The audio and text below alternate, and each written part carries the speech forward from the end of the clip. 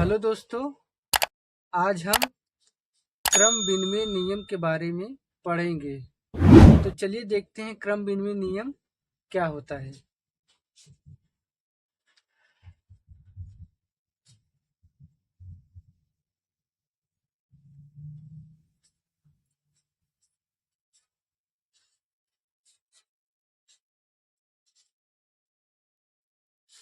क्रम विनिमय नियम, जिसको इंग्लिश में कम्यूटेटिव प्रॉपर्टी कहते हैं।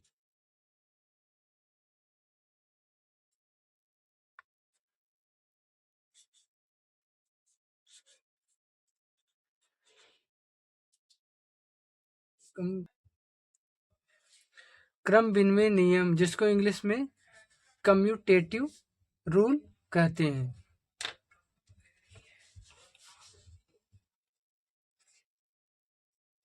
किसी भी दो वास्तविक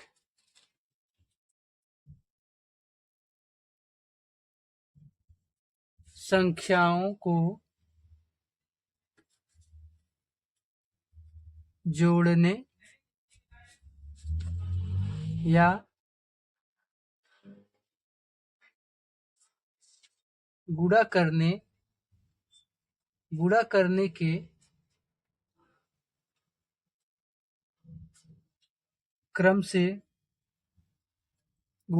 के क्रम से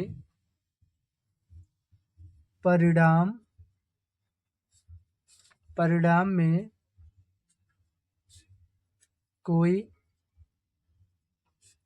कोई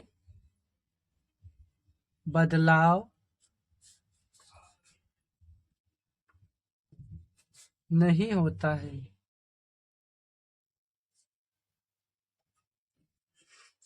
क्रम विनिमय नियम, जिसको इंग्लिश में कम्यूटेटिव रूल कहते हैं, किसी भी दो वास्तविक संख्याओं को जोड़ने या गुणा करने के क्रम से परिणाम में कोई बदलाव नहीं होता है।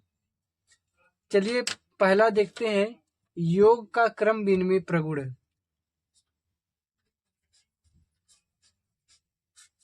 योग का क्रम विनिमय प्रगुण। क्रम विनिमय नियम में पहला देखेंगे योग का क्रम विनिमय प्रगुण। दो पूर्ण संख्याओं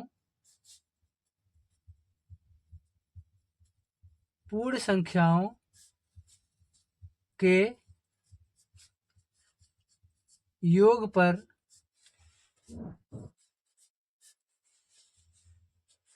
संख्याओं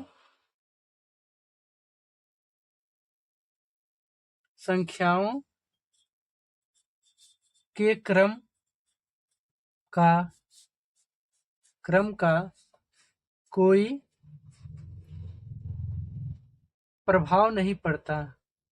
प्रभाव नहीं पड़ता। योग का क्रम विनिमय प्रगुण में देखिए क्या है। दो पूर्ण संख्याओं के योग पर संख्याओं के क्रम का कोई प्रभाव नहीं पड़ता। जैसे में देख लीजिए, जैसे में 4 में 3 जोड़ेंगे तब पर भी कितना आएगा, 7 ना। अगर 3 में 4 जोड़ेंगे फिर भी कितना आएगा, 7 ही आएगा ना। देखिए इन दोनों का क्रम बदल दिए।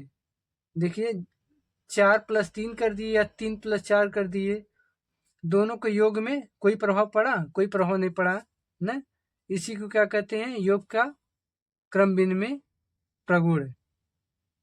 दो पूर्ण संख्याओं के योग पर संख्याओं के क्रम का कोई प्रभाव नहीं पड़ता। अगर इस संख्याओं का क्रम हम बदल भी देते हैं तो भी योग वही रहता है, 4 + 3 = 7 या 3 + 4 = 7। ठीक, इसको a + b = b + a भी लिख सकते हैं। क्रम बदलने पर कोई प्रभाव नहीं पड़ता। चलिए दूसरा देखते हैं।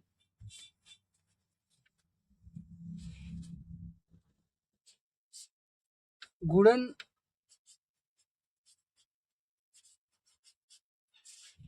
संक्रिया का क्रमविन्वयी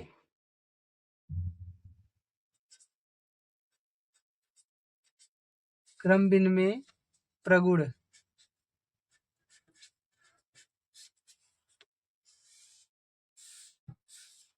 इसमें देखिए योग का था, इसमें क्या है, गुणन संक्रिया का क्रमविन्वयी प्रगुण।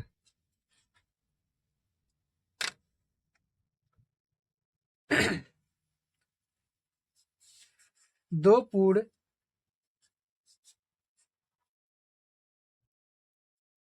संख्याओं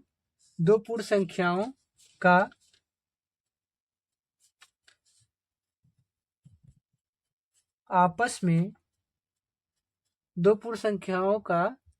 आपस में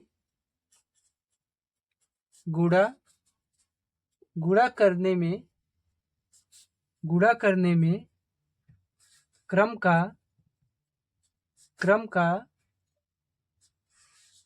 कोई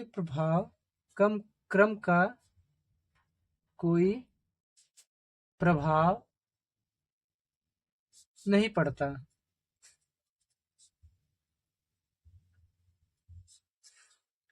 गुणन संक्रिया का क्रमविन्वयी प्रगुण। दो पूर्ण संख्याओं का आपस में गुणा करने में क्रम का कोई प्रभाव नहीं पड़ता। जैसे एग्जाम्पल से समझ लीजिए,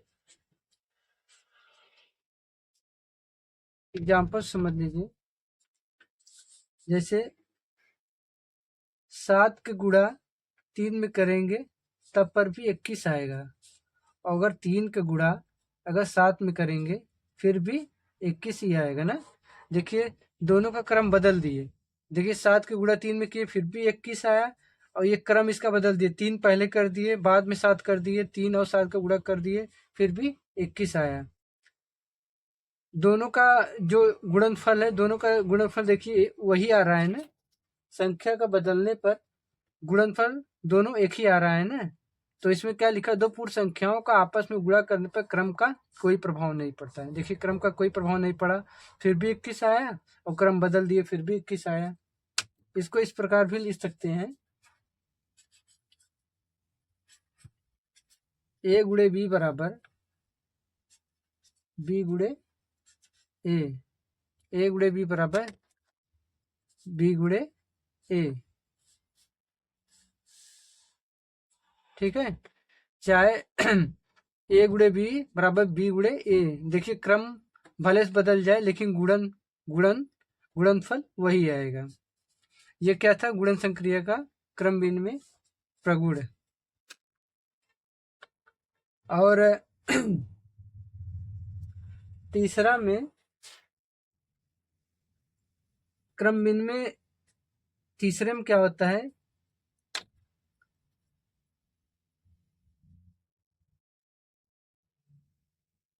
क्रमविन्वयी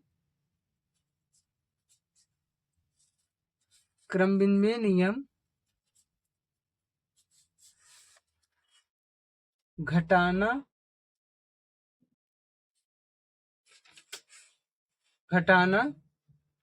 व भाग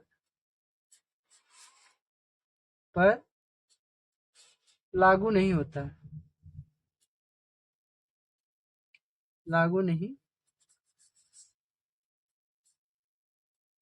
है।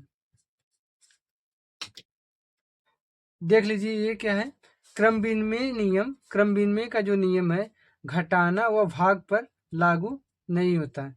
जैसे एग्जाम्पल में देख लीजिए,